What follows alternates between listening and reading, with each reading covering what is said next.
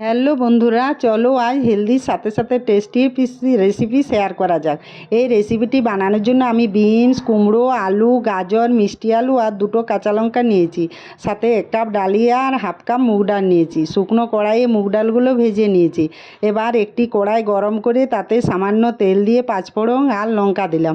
একে একে আলু, কুমড়ো, গাজর দিয়ে সামান্য নাড়াচাড়া করে ঢেকে দিলাম। এগুলো সামান্য ভাজা ভাজা হলে আমি মিষ্টি আলু আর বিনস দিয়ে দিলাম। সামান্য নাড়াচাড়া করে ঢাকা দিয়ে দিলাম। সব কিছু ভাজা ভাজা হয়ে এলে একে একে লবণ, হলুদ গুঁড়ো, জিরে গুঁড়ো, ধনে গুঁড়ো, আদা বাটা ভালো করে মিশিয়ে নিলাম।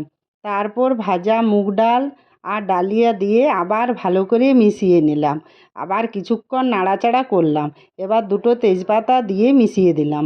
পরিমাণ মতো গরম জল মিশিয়ে ঢাকা দিয়ে দিলাম। সব কিছু কিছুক্ষণ পর ঢাকা খুলে দেখে নিলাম সব সেদ্ধ হয়েছে কিনা। সব কিছু সেদ্ধ হয়ে গেলে সামান্য ঘি দিয়ে নামিয়ে গরম গরম পরিবেশন করুন। কেমন লাগলো কমেন্ট করে জানাতে ভুলবেন না।